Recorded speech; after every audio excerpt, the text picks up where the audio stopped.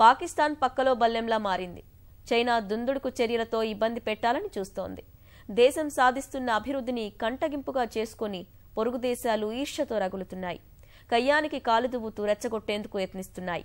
మనకన్నా బలహీనమైన పాక్తోనైనా, అన్నీ ఉన్న చైనాతోనైనా ప్రధాని మోదీ వ్యూహం మాత్రం ఒకేలా ఉంది.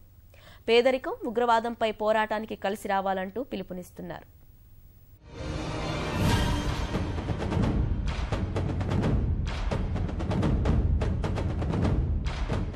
ప్రధాని నరేంద్ర మోదీ దౌత్యనీతిలో మరోసారి ప్రత్యేకత చాటుకున్నారు. శత్రువునైనా చిరునవ్వుతో జయించవచ్చన్న మాటలను ఆచరణలో చూపారు.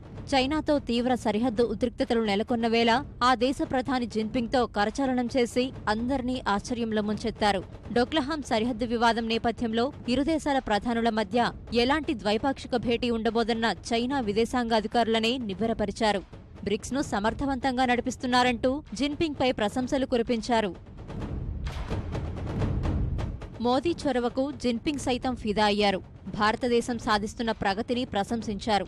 గతంలోనూ బ్రిక్స్ భారత్ నేతృత్వంలో తన బాధ్యతలు నెరవేర్చిందంటూ కొనియాడారు. ప్రధాని మోదీ నాయకత్వాన్ని జిన్పింగ్ అభినందించారు. దేశం ఎంతో పురోగతి సాధిస్తోంది, ఇంకా అభివృద్ధి చెందాలని ఆకాంక్షించారు.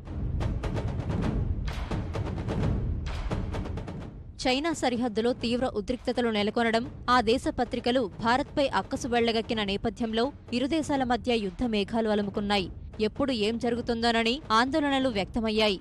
ప్రధాని మోదీ చొరవతో అవన్నీ తాత్కాలికమేనని తేలిపోయాయి. రెండు అతిపెద్ద ప్రజాస్వామ్య దేశాల మధ్య సుహృద్భావ వాతావరణం ఇచ్చిపుచ్చుకునే ధోరణి అవసరమనే సంకేతాలిచ్చాయి.